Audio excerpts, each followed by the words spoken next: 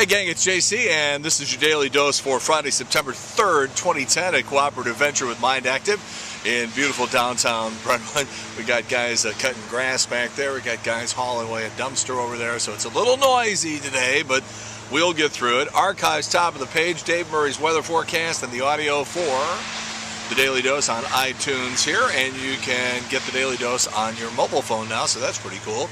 We continue on with our 15-month paid vacation. I feel stupid saying that. It's Labor Day and I'm not working, but not much I can do about it, so we roll on. Going to try and get out and enjoy some fresh air and some lower humidity and lower temperatures this weekend. The St. Nicholas Greek Orthodox Church Greek Fest over there at Kings Highway in Forest Park. Always a great time. Tomorrow, Sunday, and Monday. Nick Terrenos, my buddy, does a great job getting the word out on that. And Nancy Wilson, Heart in concert tomorrow night, Saturday Night Family Arena. Tickets still available for that, and you will see us there. The Rams. All right, let's start printing Super Bowl tickets, huh? We're 3-1 in the preseason. Sam Bradford looking pretty good last night. Who would have thought that we'd be turning to the St. Louis Rams for sports relief with 3.5 weeks left to go in the baseball season? Jeez. Cardinals, do or die. Obviously, you either sweep Cincinnati or hang it up because it's going to be too late. Speaking of sports, those vuvuzelas, those obnoxious horns that everybody got sick of at the World Cup, they've now been banned from European soccer competitions entirely. Officials say the controversial horns made it impossible to hear fans being murdered in the stands. According to a new study, men with insomnia are 4 times more likely to die early. Oh, that will guarantee that they're going to get a good night's sleep now. Over 300 goats. 300 goats have been mysteriously slaughtered in Mexico. Locals blame the deaths on a horrible creature that's been terrifying Mexicans for years. You got it. Lou Dobbs. Breaking Bad is a TV show I've never seen, but a lot of critics say that it is the best show on television. Bryan Cranston used to be on Malcolm in the Middle, wins all these awards for Breaking Bad. He's going to be hosting Saturday Night Live on October 2nd. A lot of people like this guy. American Idol. If you are to believe them at their word, when we come back after the holiday sometime next week, they're going to finally cough up their guts on who the judges are going to be next year. It looks like Jennifer Lopez might be back in the mix now. Anyhow, next week sometime. All right, we got little bits and pieces here. By the way, I told you we were going to review the Pat Tillman story today, and at the last minute, the movie studio changed the release date. We saw the movie last week. Very good movie, and I'll tell you all about it, but we'll wait until the movie is going to open. But this is the story of that Arizona Cardinals football player who gave up a very lucrative career in pro football to join the Marines, and then he goes over to Afghanistan and gets shot by his own guys. It's an amazing documentary, but they're going to hold it back for a little while. We will let you know when it comes out, and I'll tell you the details of what I thought of it and stuff like that. In the meantime, you got those 33 guys in the mine in Chile, and they're stuck down there like, maybe Christmas. Here's another bottle of water. So at least the guys are going to get out alive, it looks like, but they're stuck down there for like another 3 months. God. In the meantime, one of the wives of one of the miners is holding a vigil there at the mine, and she looks over and sees another woman holding a vigil for the same dude, her husband. And she puts 2 and 2 together and realizes that 50-year-old Yanni Barrios was having an affair. Now, the mistress says, well, he told me that he was in love with me, he was going to leave you. And she's like, yeah, you don't know what you're talking about. So the two of them start going at it. And I love this line because Susanna, the mistress, says she met Yanni on a training course 5 years ago, and that he was planning to leave his wife for her. And here's the line, but then the mine collapsed. Crosby, Stills, and Nash are going to put on an album next year. They're in the process of recording it right now, and it's going to be all classic rock covers.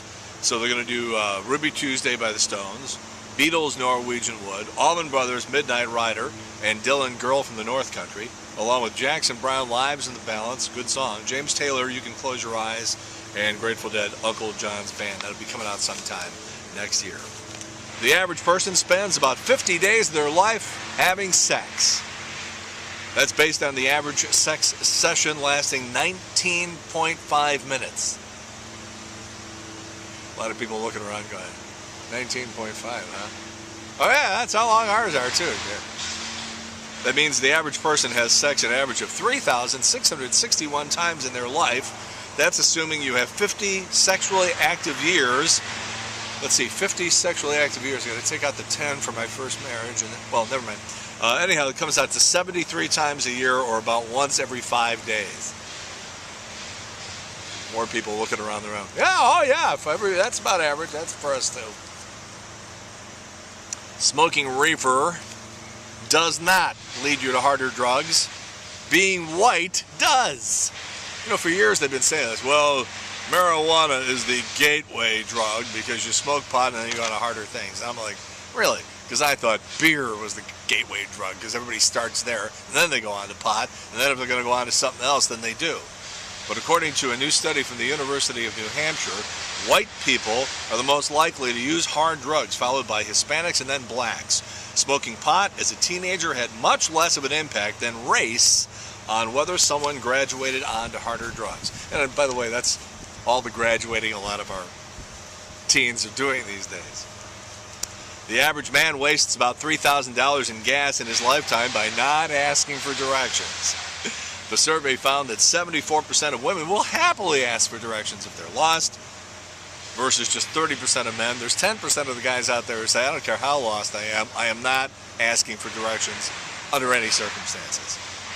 41% of men say they have lied about knowing where they're going when they were lost, versus just 26% of women. Well, I've said this before, I'll say it again, it does work, generally. Women get mad when I say this, but generally it does work. If you're having an argument and your girlfriend or your wife is sitting in the passenger seat, honey, why don't you stop for directions? I know where I'm going, you know, that sort of stuff. What you do is, as a guy, you say to your wife or girlfriend, you say, all right, here's the deal. I will ask for directions if you can tell me what direction we're going.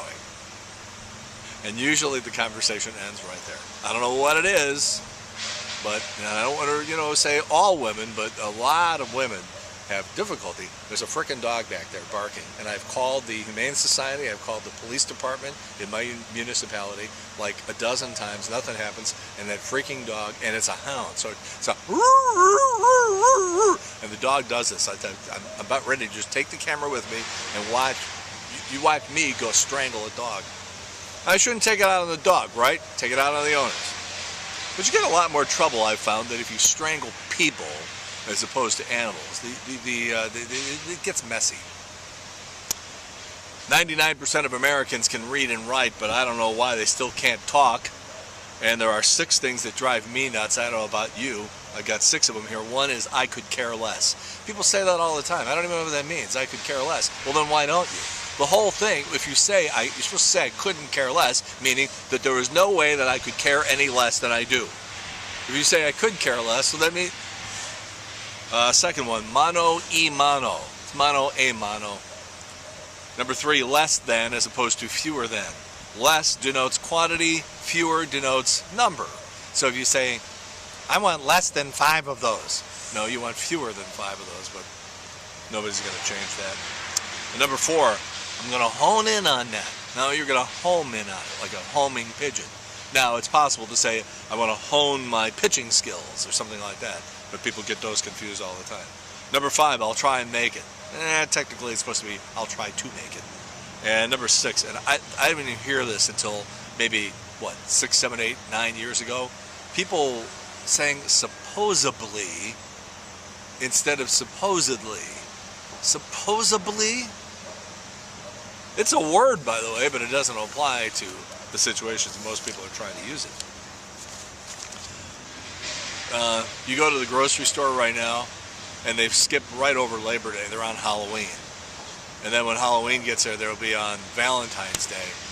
It's just you kids. The popular Halloween costumes this year include Lady Gaga, Jersey Shore people, and Avatar.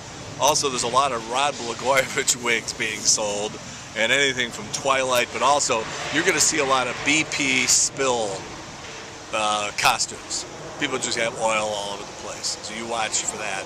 And then, what was the other one I was thinking? I bet you're going to have some True Blood people, too, trying to simulate that cover of the magazine there where they were all covered in blood. All right. There's the dog. Can you hear the dog? Still hearing the dog. On Sunday, Raquel Welch turns 70. Now, I just want to tell you something. You can find me a better-looking 70-year-old woman. Just, I want to see that. I don't think you can do it. All right, JC's Eye Candy. Maybe this weekend you're going to say, let's kill as many brain cells as possible. And then other people will say, well, no, the humidity is down, the weather has turned nice. I want to do something good for my body. Well, it turns out whether you're drinking heavily to the point where you pass out or doing yoga, you have more in common with one another than you probably thought, and you can see that on JC's Eye Candy right now. All right, there's a lot of Wheel of Fortune nuts out there. I mean, I can understand back in 1986 when I did this story that 42 million people a day were watching Wheel of Fortune. I'm a little surprised by it now, but back in 1986, Channel 5 sent me out to Los Angeles to hang with Pat and Vanna for the better part of a week. I got that, Matt, got him. Anyhow, it's the first 3 parts of a 5-part series. You can check that out on JC's Video Village right now. JC's Wayback Machine, back to the mid-1980s when Art Holliday was just a typical average part-time sportscaster on Channel 5. You'll see one of his sportscasts from 1986.